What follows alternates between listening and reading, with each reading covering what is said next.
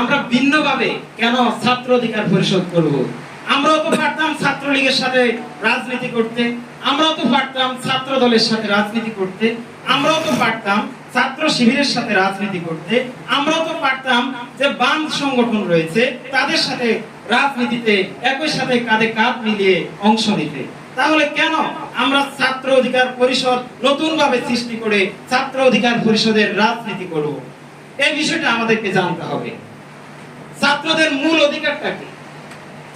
দীর্ঘ 16 বছর 17 বছর ধরে অনার্স মাস্টার শেষ করে সে একটা চাকরির জন্য যাবে, কিন্তু সেখানে তার বৈষম্য হবে, 56% কোটা থাকবে, তাকে সেই বৈষম্যের শিকার হয়ে চাকরি নিতে হবে।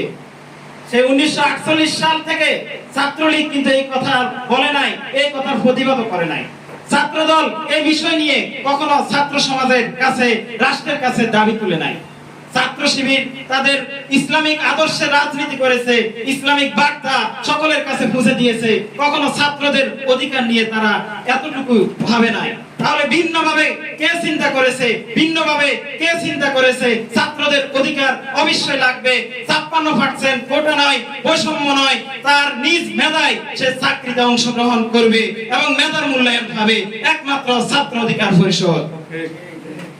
তাই আমরা ছাত্র অধিকার পরিষদ কেন লক্ষ্য উদ্দেশ্য এবং ছাত্র অধিকার পরিষদ কেন সকল ছাত্র সংগঠনের সেরা সংগঠন, বিষয়টা কি আমরা বুঝতে পেরেছি? তাহলে কি আমরা ছাত্র অধিকার পরিষদ সংগঠনে যুক্ত হতে আমাদের কোনো আপত্তি আছে? আমরা নির্দ্বিধায় ছাত্র অধিকার পরিষদের সাথে যুক্ত হয়ে আমরা একই সাথে রাষ্ট্র সংস্কারে অংশ নিতে পারি। এবং আরেকটি কথা আমাদেরকে চিন্তা করতে হবে, আমরা কিন্তু ছাত্রলীগের দিকে তাকান, তারা কিন্তু মূল সংগঠন থেকে এসে তাদের একটি সংগঠন ছাত্রলীগ, এবং ছাত্র দল বিএনপির একটি অঙ্গ সংগঠন ছাত্র দল, এবং ছাত্র শিবির বাংলাদেশ জামাত ইসলামের একটি অঙ্গ সংগঠন ছাত্র শিবির।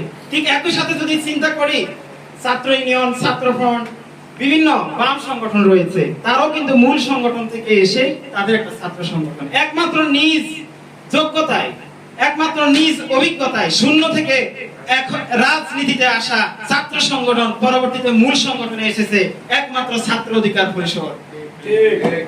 তাই নিজ যোগ্যতায়, নিজ অভিজ্ঞতায় যে সংগঠন ছাত্র সমাজের অধিকার আদায়ে ভূমিকা রেখেছে সেই সংগঠন আমরা করব।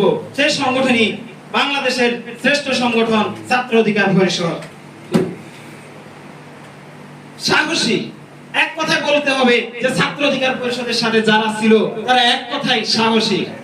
যখন দীর্ঘ 16টি বছর আওয়ামী লীগ ক্ষমতায় ছিল, আমরা ছাত্র অধিকার পরিষদের সাথে যারা সচলভাবে যুক্ত ছিল তারা কিন্তু তাদের সর্বোচ্চ সাহসের পরিচয় দিয়েছে।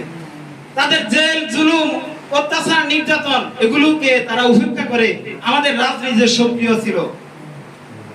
তারা কিন্তু চাইলে ছাত্রলীগের সাথে জড়িত হয়ে সুযোগ সুবিধা নিতে পারতো, একটা ভালো চাকরি নিতে পারতো, সমাজের কাছে মাথা উঁচু করে নেতৃত্ব দিতে পারতো, কিন্তু তারা সেটা করে নাই।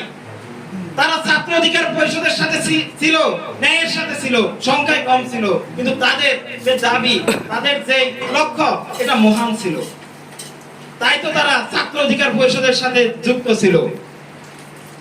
তাহলে ছাত্র অধিকার পরিষদ কি এবং লক্ষ্য উদ্দেশ্য এবং আমাদের ইতিহাস আমরা খুব সংক্ষিপ্তভাবে জানতে পেরেছি।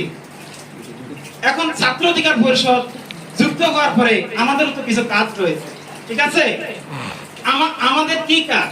ছাত্র অধিকার পরিষদের সাথে যুক্ত হয়ে আমরা আসলে কি করব, আসলে কি করা উচিত, এই বিষয়গুলো আমাদেরকে জানতে হবে। আমরা ছাত্র অধিকার পরিষদের সাথে যুক্ত হয়ে আমাদের লক্ষ্য থাকবে আরেকজন ভাইকে ছাত্র অধিকার পরিষদে নিয়ে আসা। আজকে আপনারা এখানে এসেছেন, আপনাদেরকে আগামী লক্ষ্য রাখতে হবে যে আমরা প্রতিজনে 2 জন করে নতুন সদস্য নিয়ে আসব। পারবো না? তাহলে আমাদের লক্ষ্য থাকবে আমরা নতুন সদস্য বৃদ্ধি করব। এখন কিভাবে বৃদ্ধি করব? নতুন সদস্য কিভাবে আসবে? আমি একজন নেতার সাথে ছবি তুললাম, ছবি দেখালাম, সে চলে আসবে? আজকে আমাদের প্রোগ্রামে আসলে বিরিয়ানি খাওয়া হবে, আসবে? কারণ এগুলোর দিন শেষ। বিরিয়ানির কথা বলে, ভালো সুযোগ সুবিধার কথা বলে দিন শেষ, এখন আমাদেরকে নতুন ভাবে চিন্তা করতে হবে।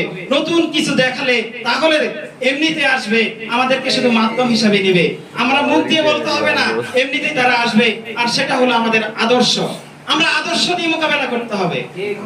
আমরা যখন কাউকে উপদেশ দেব, আমরা যখন সমাজে কথা বলবো, তখন আমাদের মধ্যে ওই যে উপদেশটা দিব সেই উপদেশ আমাদের আগে নিজে পালন করব। আসলে আমরা এখানে ছাত্র রাজনীতিতে কেউ রাজনীতি করতে আসি নাই, রাজনীতি শিখতে আসি, ঠিক আছে? আমরা রাজনীতি শিখবো, তারপরে রাজনীতি করব। প্রথমে আমি বলবো যে নতুন সদস্য কিভাবে বৃদ্ধি করা যাবে। আগে আমি নিজেই সদস্য হতে হবে মন থেকে। আমি এখানে আসলাম যে ভালো লাগলো যে সকলে কথা বলতেছে, বিভিন্নের কথা বলতেছে, সংগঠনের বিভিন্ন ইতিহাস শুনলাম, ভালো লাগছে। কিন্তু বাহিরে গিয়ে দেখলাম যে অন্য একটা সংগঠনে গেলে হয়তো আর একটু ভালো সুযোগ সুবিধা পাবো। তাহলে এমন মন মানসিকতা হলে কিন্তু কখনোই আমার দ্বারা নতুন সদস্য আসা সম্ভব নয়। আগে আমি নিজে সদস্য হতে হবে। আমি সদস্য হলে তারপরে আমি আরেকজনকে সদস্যের আহ্বান করতে পারবো।